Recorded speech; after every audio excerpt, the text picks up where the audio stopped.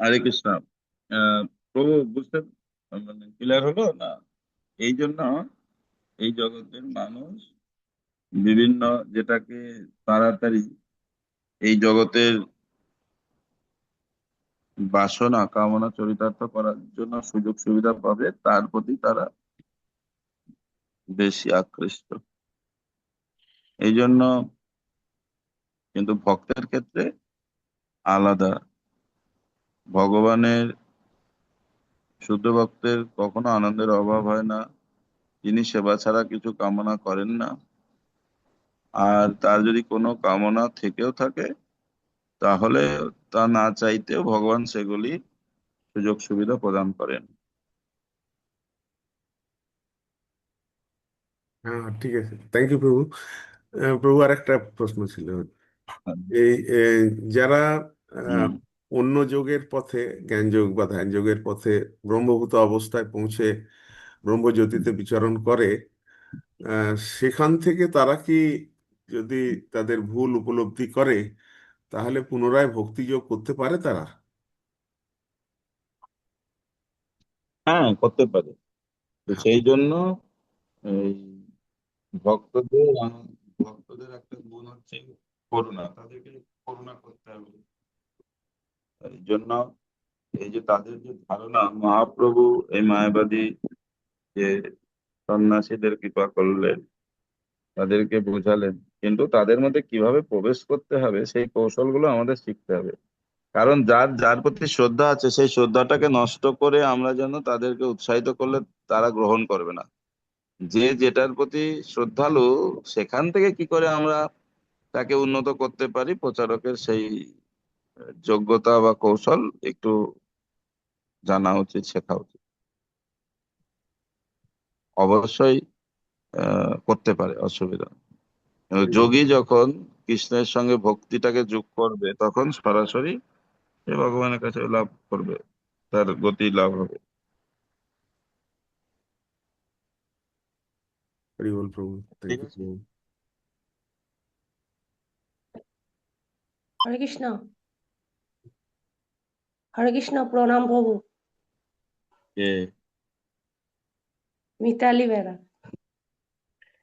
হ্যাঁ, বলো। বলছি, আমি ইসকনের এক শ্রাদ্ধ অনুষ্ঠানে গেছিলাম। এসে আমি জড়জগতের মানুষকে বলছি যে এরকম হয়, এরকম করতে হয়।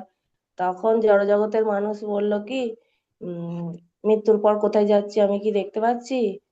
আমি তাকে কি বোঝাবো, কি বলবো, একটু যদি বলেন।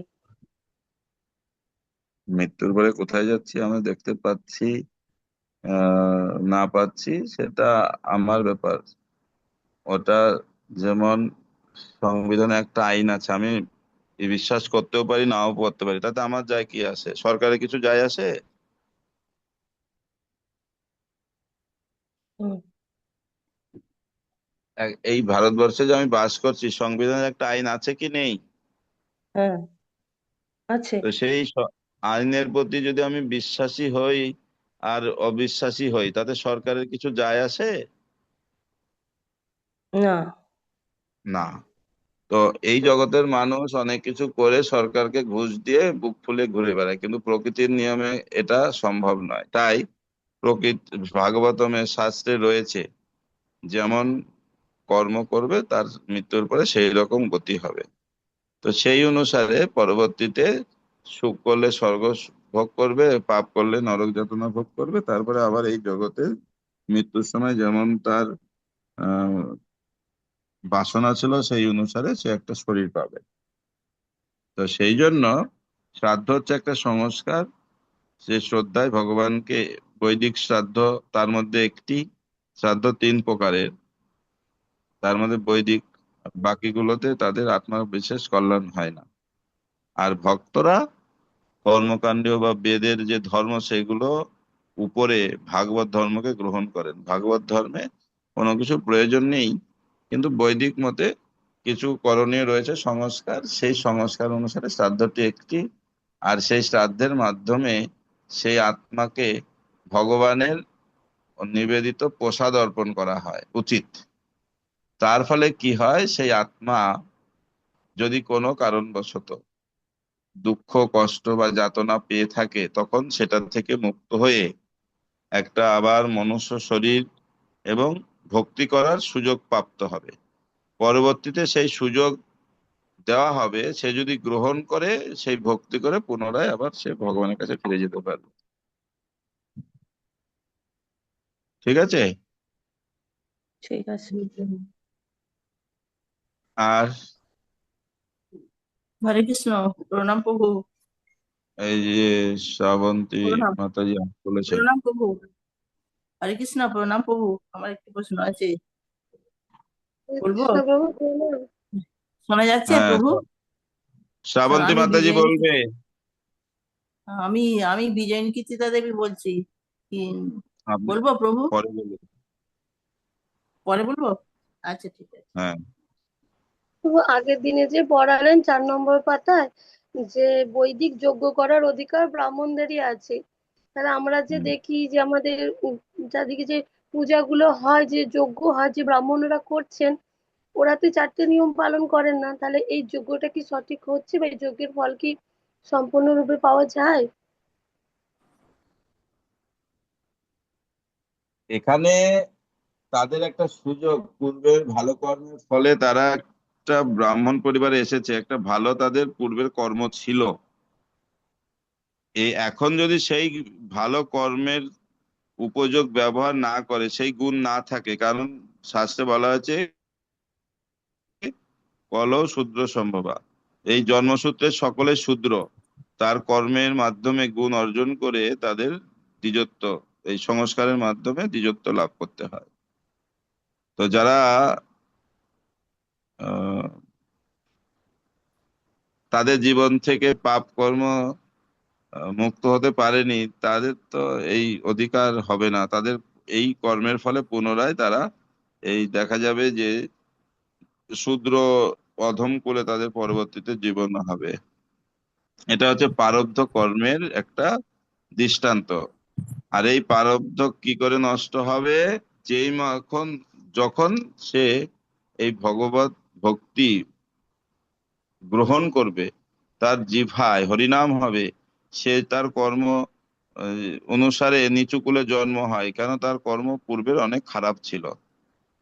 কিন্তু যখনই সে ভক্তি গ্রহণ করে, ভগবানের সেবা করে, ভগবানের দিব্য নাম জপ করে, তৎক্ষণাৎ সে বৈদিক যজ্ঞ করার যোগ্যতা অর্জন করে।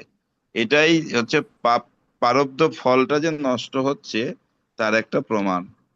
ঠিক আছে। আর যারা এই পাপ কর্ম থেকে মুক্ত নয়, তারা তাদের সেই সুফল সঠিকভাবে লাভ হবে না। এই জন্য কলিযুগে যে কর্মকাণ্ডের যোগ্য নিষেধ করা হয়েছে। ঠিক আছে। হরে কৃষ্ণপ্রভু প্রণাম। বলুন বিজয়। হরে কৃষ্ণ। প্রণাম প্রণাম প্রভু।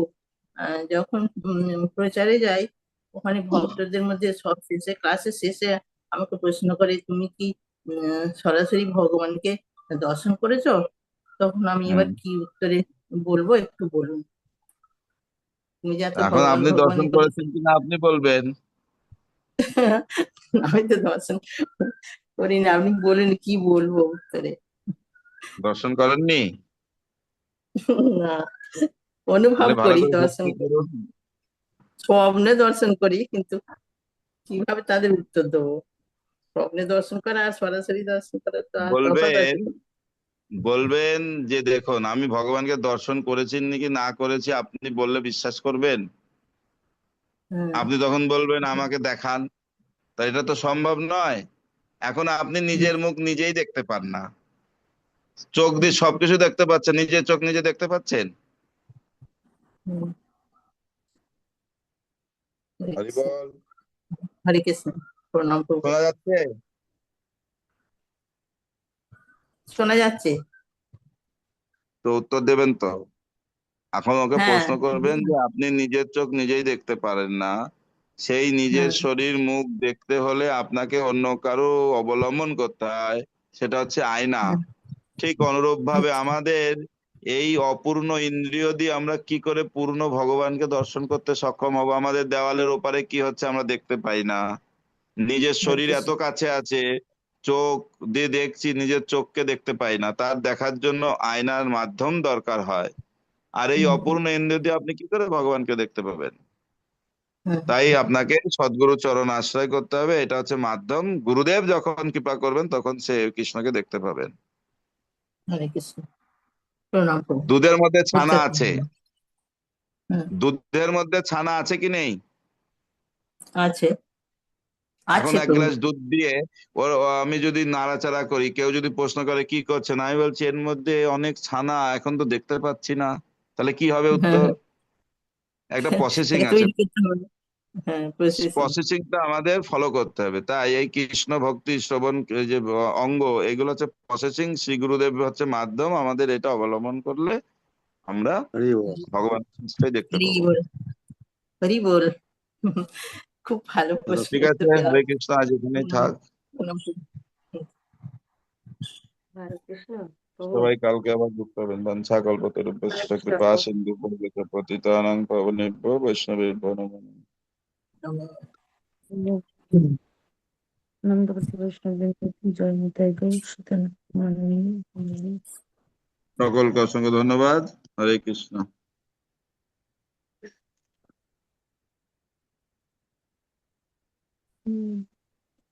হরে কৃষ্ণ।